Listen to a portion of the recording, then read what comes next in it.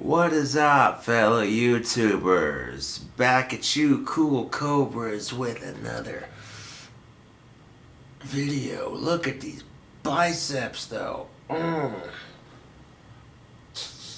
Yeah.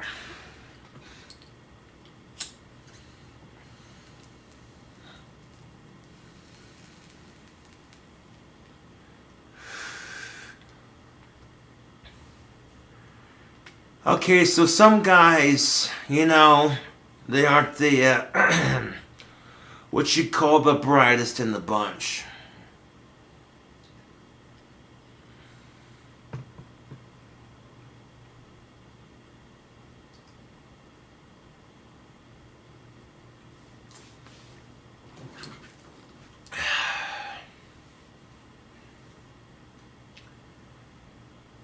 Now, if you're one of those guys that likes to leave their crusty socks and their crusty underwear on the floor, you're a fucking animal, you know that?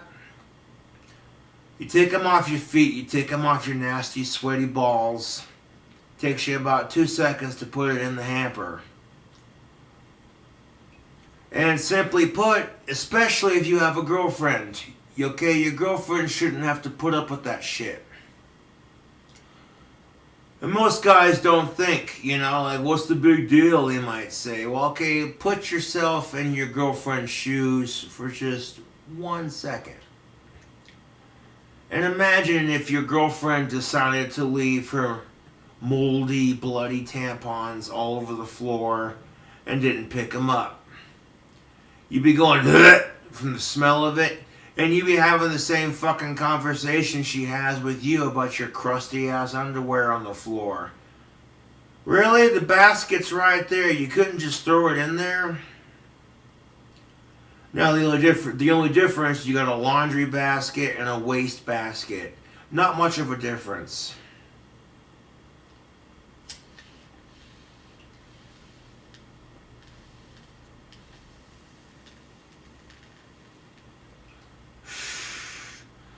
Now, for me personally, it's just a force of habit. I take off my dirty socks, I take off my dirty underwear, and I put it in my hamper. And then I don't worry about it until laundry day when it all gets washed. Yeah, it's just like lifting up the goddamn toilet seat. It really isn't rocket science here, man. All you gotta do, you take your piss. Before you take your piss, you lift the seat up. And when you lift the goddamn seat up and take your piss, then you put your dick away after you're done taking a piss. Flush the toilet, close the lid, wash your hands. It's not that difficult. Like, I seriously want to find the first couple to have the toilet seat arguments and just smack the dude across the head repeatedly. Like, listen, man, most guys don't realize this, but being able to pee standing upright is a privilege. And it's just a common courtesy.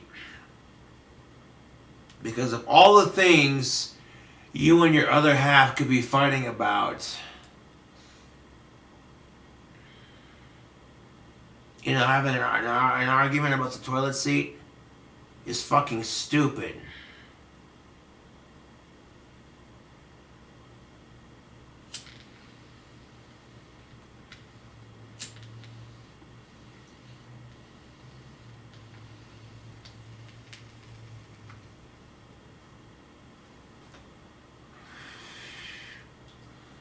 Like, to me, there are things that couples could be fighting about that are way more severe. And you're having a stupid argument about the fucking toilet seat, which shouldn't be a fucking argument to begin with. If you could take 2 seconds to raise the lid, and you could take 2 seconds to close it. It's not that simple, is it? It's not so simple you can't do it. I mean, think about it,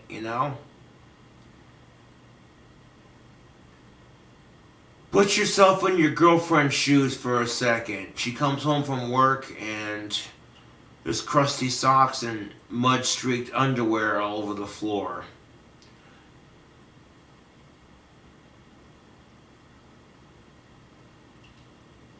And her husband's in between jobs, looking. And of course, the first thing she's going to say is, you know, while you're looking for a job, could you also pick up your laundry, you filthy animal?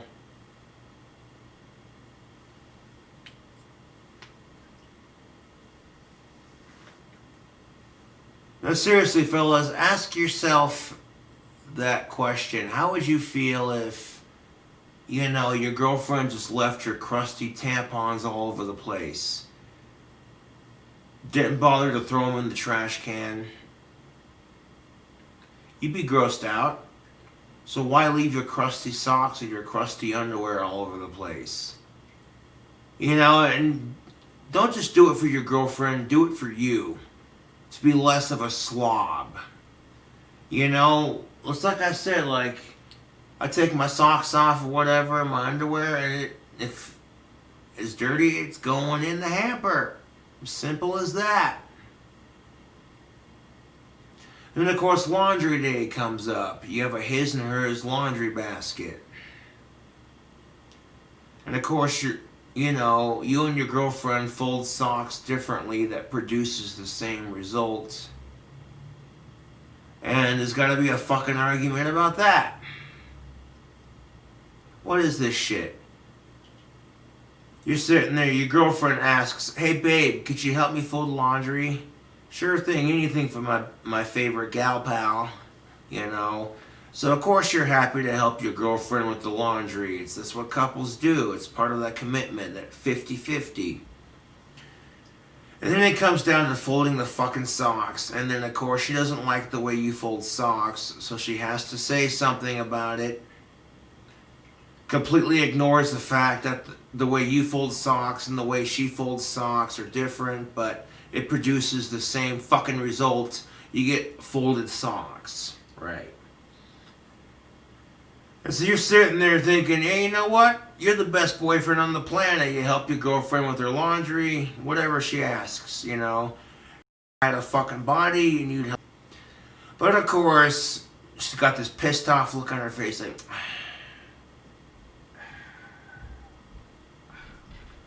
you being the caring boyfriend, you're like, babe, what's up? Oh, nothing, you wouldn't understand. And then she has to pull that fucking line. Nothing you wouldn't understand. It's about as annoying as, whose underwear are these? Whose underwear are these? Well, let me think. Have you seen your husband in his underwear? So whose do you think they really are? If they're not your husband's underwear, then I'm pretty sure your husband's got a couple of questions to be asking.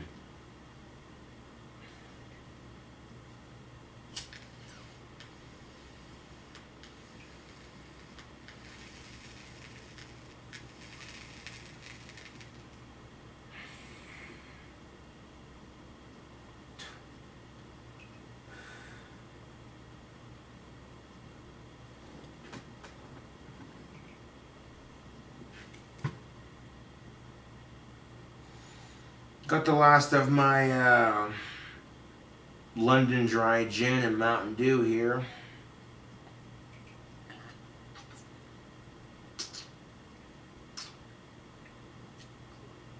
Well, that's good. I'm not in an immediate hurry to finish it, but I'm sipping on it. And while I'm sipping on it, I'm like, let's make a video.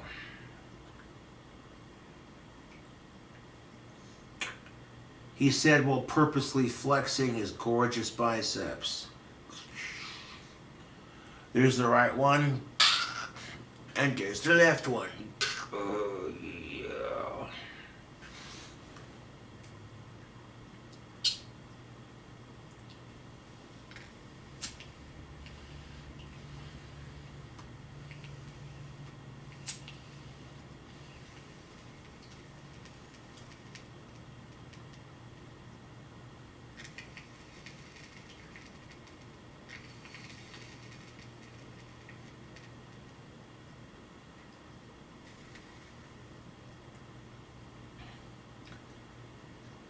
You know what? Couples talk about communication issues, but what it boils down to is, one, women are emotionally driven. That's why I think a lot of women love drama and sympathies, because they're emotionally driven. And two, women are subtle with their communication. They're not direct with it. They can look at you and say, it's cold in here. So it's like, well, what do you want them to do? Grab a blanket? Turn up the heat? What? You know? But you can't expect your man to understand you, ladies, if you're not being direct with your communication.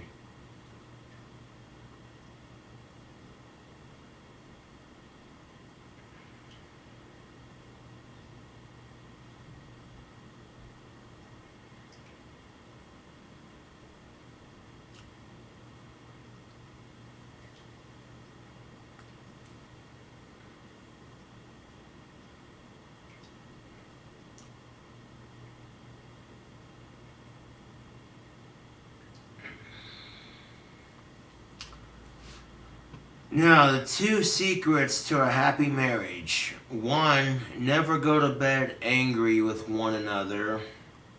And two, wake up in the morning like, damn, that's mine. That's what's up. Simple enough.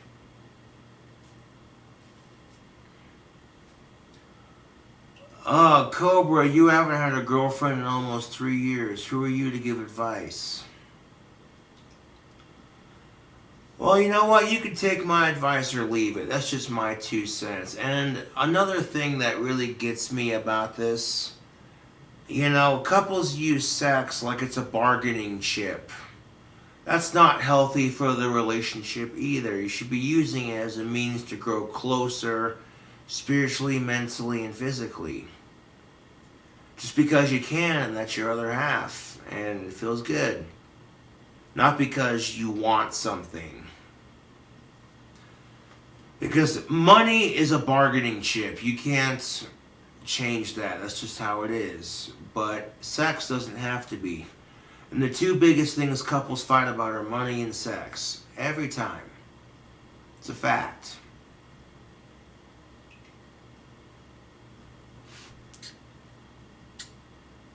And that's just the thing of it. It doesn't have to be a fight. This attitude that if couples don't argue, then it's just going to build up, and, you know, you don't have to have that in your relationship. Yeah.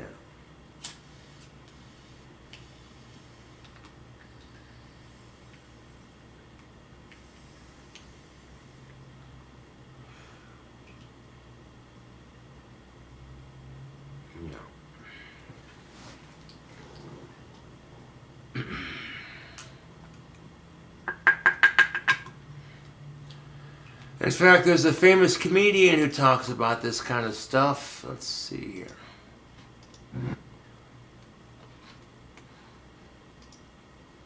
Let's see here. Let's go to the history.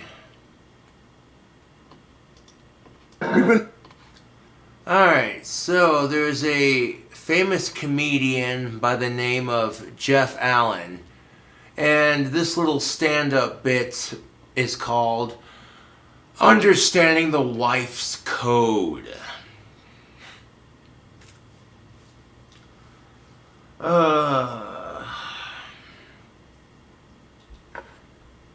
Give it a play. We've been married 32 years, and I got...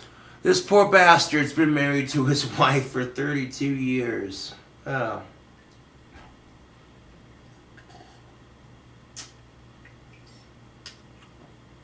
At the filming of this here comedic bit, which was, let's see here,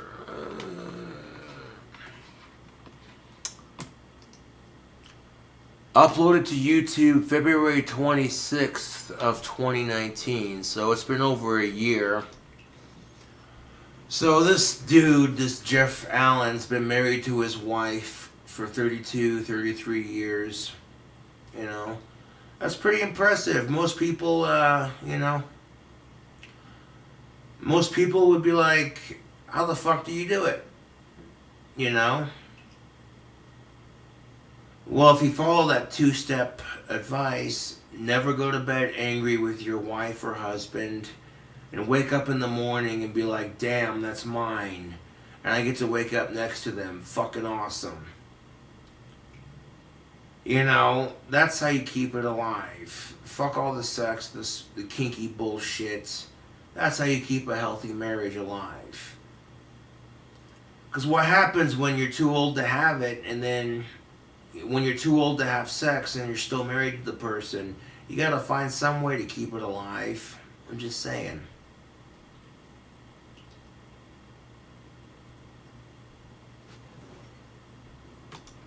My father gave me one really wise piece of advice before I got married, and it's held true for 32 years. On my wedding day, my father said to me, before you argue with your new wife, and you're going to argue with her, before you do, take some time, step back, ask yourself two questions.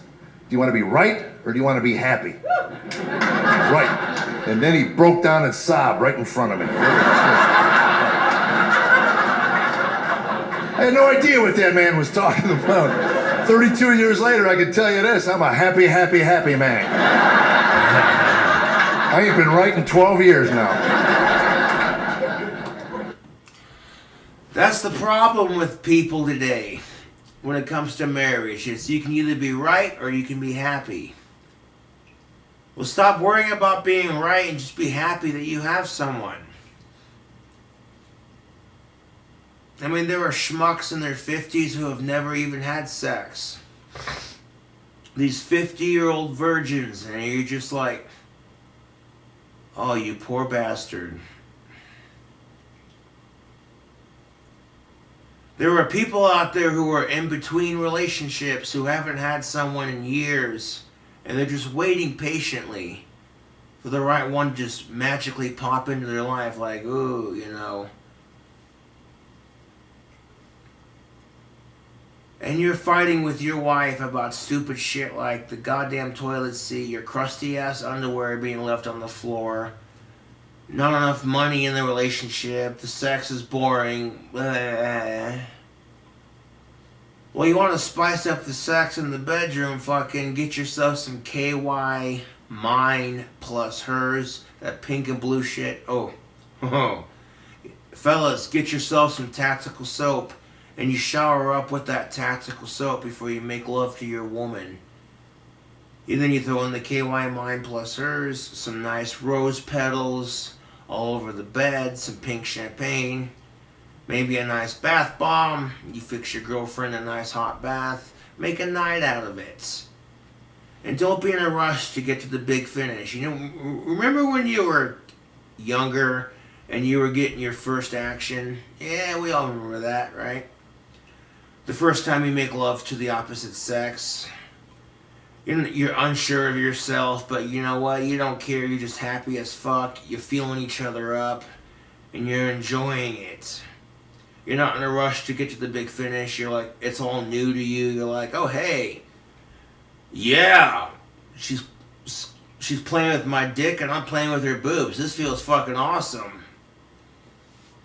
That's what I'm saying, is couples are in such a fucking rush to get to the big finish. They don't take time to savor each other like a fine glass of wine. People are, in couples in particular, they treat sex like it's a bargaining chip, like I said. And it shouldn't be a bargaining chip. It should be a way for couples to grow closer spiritually, mentally, and physically. But instead it's, oh hey, if you clean the gutters, you'll get this. No. You know what I'm saying? Like, no. You want that marriage to last. Stop treating sex like it's a bargaining chip and just, you know, fuck each other because you can. Not because you have to or because you said you would if your other half did this for you. You know, get the fuck out of here. Or not because y'all had a big ass fight over something stupid he said, she said. Get the fuck out of here.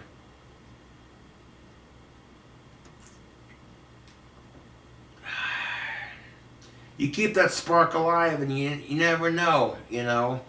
You might be one of those lucky couples who's in their 80s and still having fun. You know what I'm saying? Like, come on.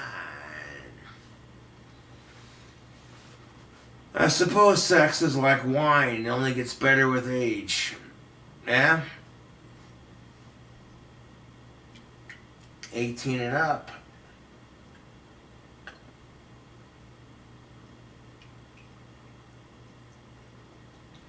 Especially if you're an older couple, you're both getting old and you're both unsure of your place in society, but you do know one thing, your other half is right there beside you.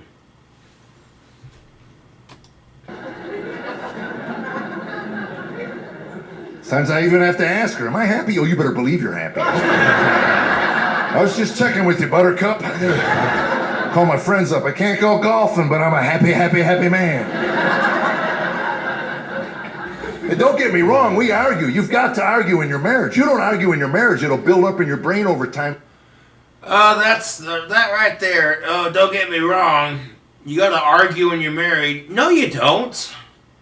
No, the fuck you don't. Okay, how many couples out there who watch my videos, sincerely, do you like fighting with your other half? Fuck no, you don't. Especially if it's over something stupid and pointless. You know, no couple likes fighting. Your wife said 2 + 2 = fish. Bless her heart, she's adorably stupid, but you love her anyway, right? You tell her, honey, no, 2 + 2 = 4. You know you're right, but she doesn't know it. So, of course, she has to argue because she thinks she's right.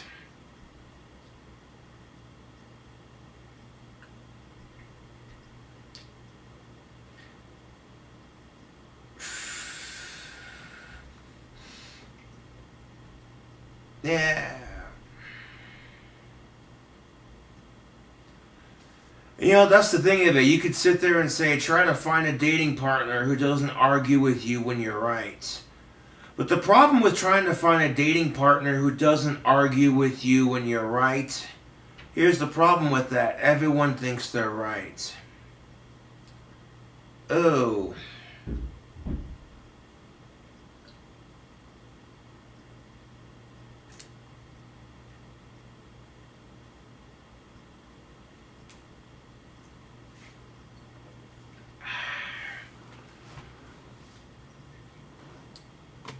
And fries your brain. Yeah, and then you wind up like those babbling, mumbling couples you've seen in Arizona, Florida. These 50+ years of marriage, they're kind of walking down the street. The wife is fine. It's the poor husband 8 feet behind her that scares me to death. This poor man's all hunched over, he's vibrating, mumbling, always telling me what to do. I'm gonna start telling you what to do. I'm a man, you can't tell. I'm a man. This poor guy's starting to try to win back all the arguments he's been throwing away for 50 years. You know, he was 6'3" when he got married. Now he's 4'1". Look at the poor man. Weighed down by half a century of apathy. Leave a toilet seat up if I want to leave a toilet seat up. Tell me what to do. I hope you sit in the water every night. I don't care.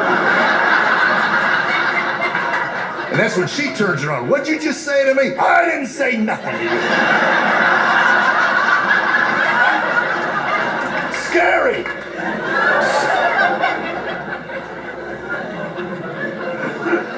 You have to learn how to communicate. That's the word. Communication.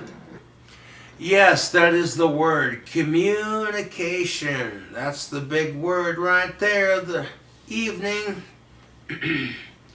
That's the big word right there. Communication.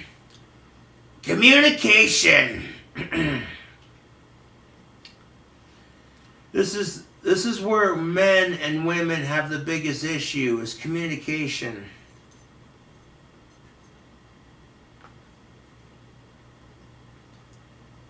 You know, this is why you're gonna see fights over communication more than sex, is because when it comes down to sex, couples know what they want. They have each other. They're both in the mood to fuck like jackrabbits for a couple minutes, and then boom, it's done. They're like, fuck, honey, that was amazing. Yes, it was. Cool. Cuddles and sleep. You're sitting there naked after some good sex, cuddling with your girlfriend, then you're both so exhausted, you're just like... You're sitting there passed out like, you wake up naked next to your girlfriend like, oh, somebody got laid. And you're both high-fiving each other as you take a shower together. You're in a good mood, yeah, like, yeah, you know. But don't you just fucking love it when women are like, you are so grounded from sex, mister. Fellas, And you gotta laugh at women who do shit like that, because I'm like, you know, you're just doing that to yourself too, you know? Because at some point, you're gonna want some dick from your other half. And you two are gonna be stuck in this petty bullshit, you said this, you said that fight. So then, of course, when you're like trying to break that fight and have some decent makeup sex, your boyfriend pulls the whole, I'm not in the mood tonight. Pulls the same shit you pull. I mean, it's one thing if you both have had a long ass day and you're just tired. I get that, right? But like, come on, dude.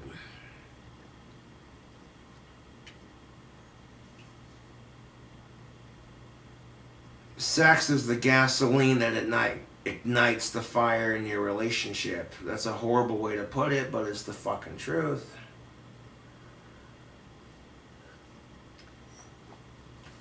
Now, a real testament of how strong y'all's relationship is. What happens when the sex goes and you're both too old to have it and you're sitting there griping at each other?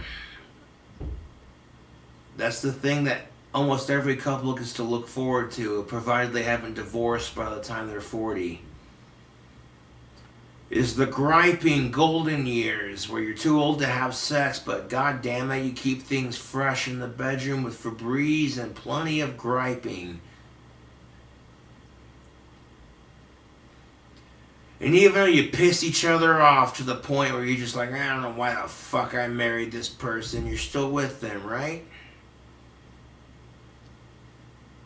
And then you're having one of those days where things are just weird, and then you know some shit's about to go down, and your other half dies before you do, so you spend the last day holding their hand, and then you get to have that for the rest of your life until you die and meet up with them on the other side.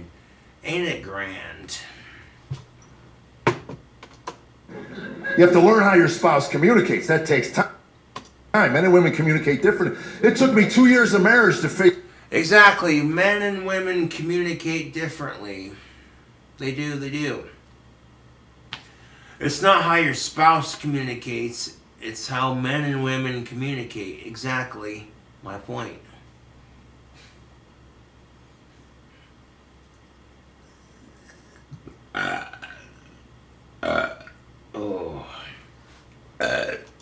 Figure out my wife will never tell me to do anything around our home. If Tammy wants me to do something, she'll ask me a question. It's from the question that I got to stand there and figure out what it is she wants me to do. Simple example, say I leave a pair of my underwear in the middle of the bedroom floor, which frosts my wife. That's her word when she's angry. That just frosts me, Jeffrey. If I'm not frosting her, I'm driving her up a wall. That's another one. Kids would come in. Where's Mom? She's up the wall with frostbite. That's all I know. You won't believe what put her there, man. It was that pair of underwear in the middle of the bedroom floor. You're looking at the most powerful piece of cotton on planet Earth. So I leave my underwear in the middle of the room. Would she come to me and say to me, pick those up? That's 3 words. Hey, pick those up. 3 words! Would she say no? Because that would be simple, direct, and right to the point. Oh, yes. You want to have an easier time communicating with your other half. 4 things. Simple, direct, to the point, and without anger. That 4th one's the most important one. Because believe me, if you've been married with someone for long enough time, they're going to piss you off. It's just how it is. It's how people are. Yeah. 4 things when you're communicating with your other half. 1, simple, direct, to the point, without anger. Wouldn't that be easier? Okay, well, the without anger part is sometimes not the easiest, but simple, direct, and to the point. Because women are sitting there going, oh jeez, them and their other half with their communication issues. And I've talked about this on my channel before. The problem with women and men communicating is sometimes men don't listen. We try listening, we can't make no damn sense of it because it's too complicated. It's not to say we're stupid, it's because women aren't very direct with their communication. Okay? Men are just as smart as women, but you can't expect us to be mind readers. So if you're not being direct with your communication, you know, well, what the fuck are we supposed to do? Scratch our nuts and go, oh, okay, well, she's asking me to do something here, but,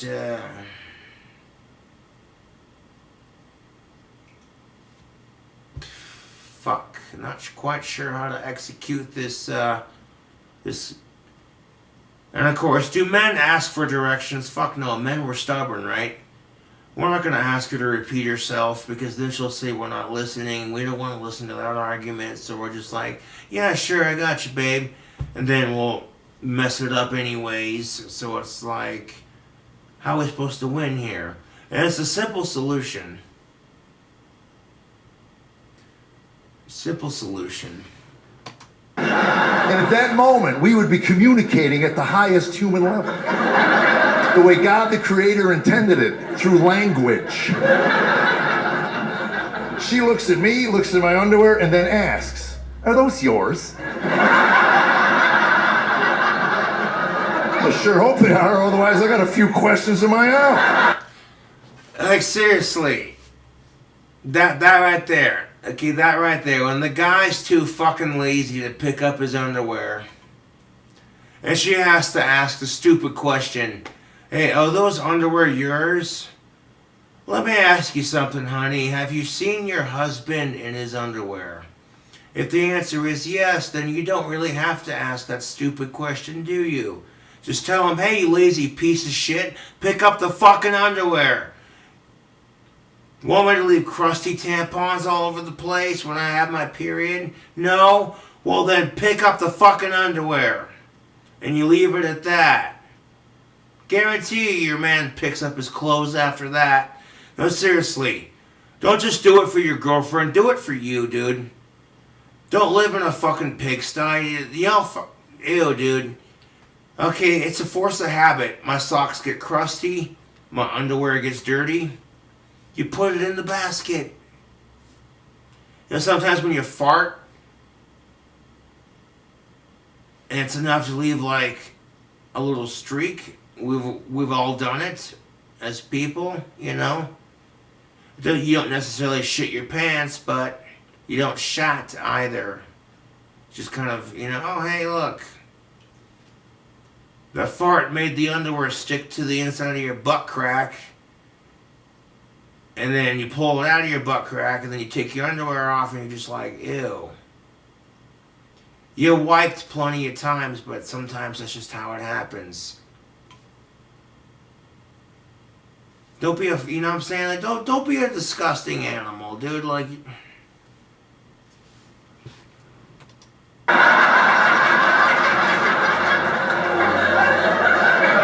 What do you want? That's the only question a man has for his wife. What do you want? Quit talking in code and tell me what you want.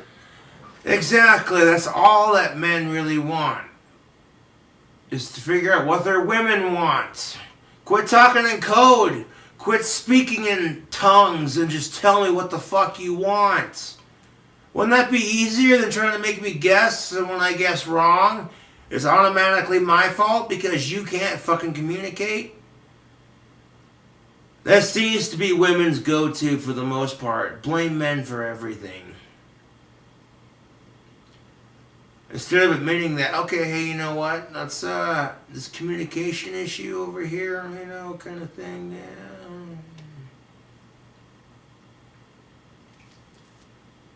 Which then itself becomes another fight because you don't listen. You fucking piece of shit, you don't listen.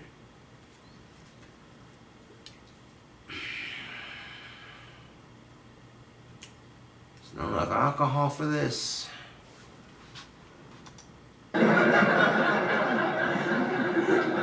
My favorite question, we weren't married 2 months. I'm leaving the house. I got golf clubs on my shoulder, got golf shoes in my hand, and everybody knows what she asked me. Where are you going? I was only married a couple months. I didn't know any better. I'm going bowling, Columbo. What do you If you're taking notes, that would be the wrong answer. An hour later, I was still in my living room. Come on, tell me, what is this about? Please, let me know. Please. I can make the back nine. Just let me know. It's about knowing the right answer. That's why. Why your beautiful, intelligent wife would ask such a banal question. I know better today. If I'm leaving the house with golf clubs on my shoulder today and Tammy says, where are you going? We'll put these in the car, baby. I'm going to come back and mow our lawn. Just practicing leaving for golf.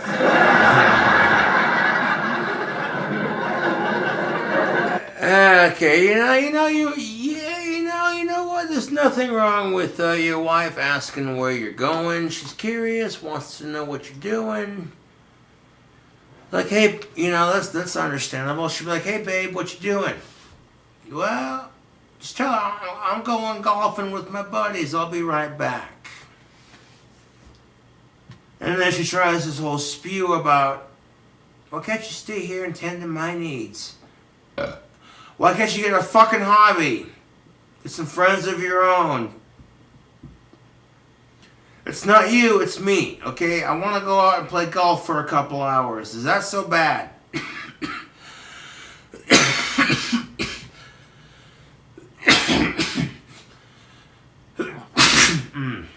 Excuse me. You look at your wife and go, is that so bad? Okay? So then, like, okay, you want to go golfing with me? What? Argument right now. Oh, well, what if your wife has never golfed before? It's going to be a huge pain in the ass having her tag along with your guy pals going, so what's a birdie? What's a hole-in-one? How do you get that? And you got to sit there and explain the rules of the game about 4 holes into the game, like, okay, so this is golf. This is how it works. Most people are like, okay, I don't care who you are. That would get annoying. You're taking someone golfing for the first time and you got to sit there and explain to them how it works. But like, if the guy's going to get pissed off at you because you brought your wife with you, like, you know what? Me and my wife are spending quality time together golfing. If you all got a problem with that, bro, you spend too much time with her. You need to spend more time with us. Huh, bro, y'all need to get married and find women of your own. It's not my fucking fault. Y'all can't get laid. You're sitting there around the golf country club bar drinking, bitching because you can't find wives. But meanwhile, but you don't want to say that because then your friends will call you an asshole.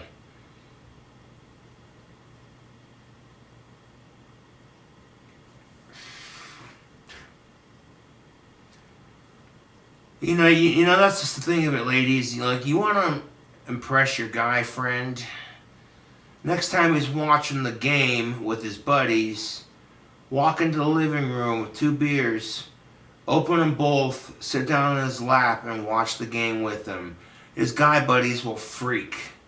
They'll be like, bro.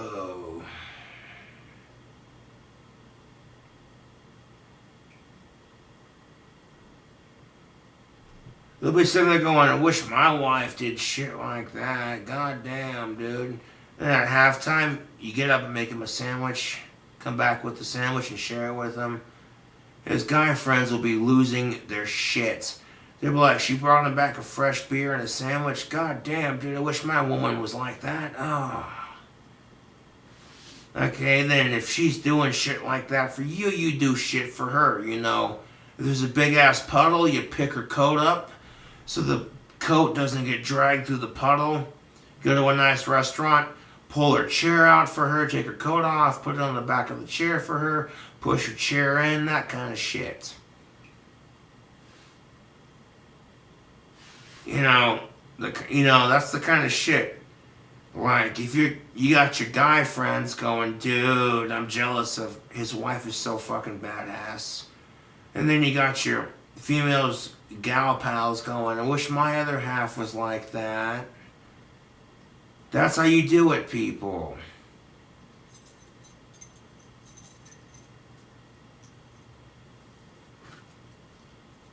You know what I'm saying? All of a sudden, it's just like, hey, well, would you look at that?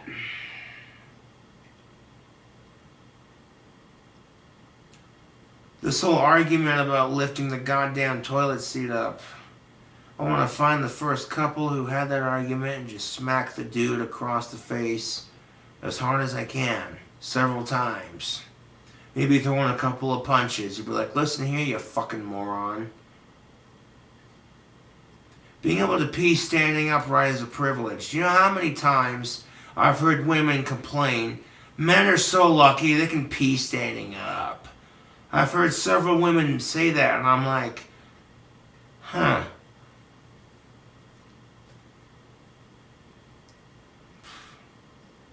Some woman's taking a piss in the woods, and she's camping with her friends. Squats over some poison ivy, doesn't even realize it. About 10 minutes later, she's scratching her cooch thinking, oh God, this could be a number of things. An STI, a feminine issue, sitting there thinking about the last asshole she slept with. Looks up the symptoms, oh fuck, it's a poison ivy rash. Well, shit. Sitting there talking to her camp buddies, y'all got any poison ivy itch cream? And they're sitting there going, oh fuck, the one thing we totally forgot to bring. Well, we got the beer, we got the camping supplies like the chairs and the sleeping bags and the tents. Fuck, forgot to bring some poison ivy cream. Shit. That's always convenient. Luckily, they make these devices that women can use that help them to pee standing up when they're in such a predicament.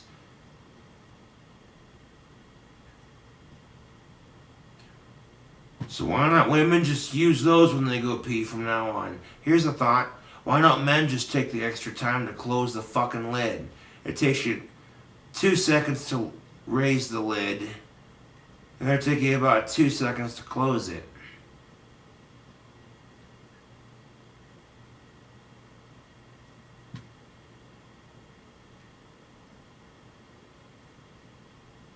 Not that difficult.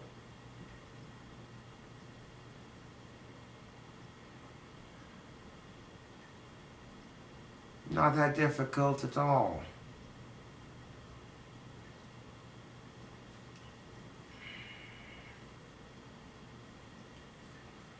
Anyways, tubes, thank you for watching the night video. And I'll catch you, cool cobras, on the flip side.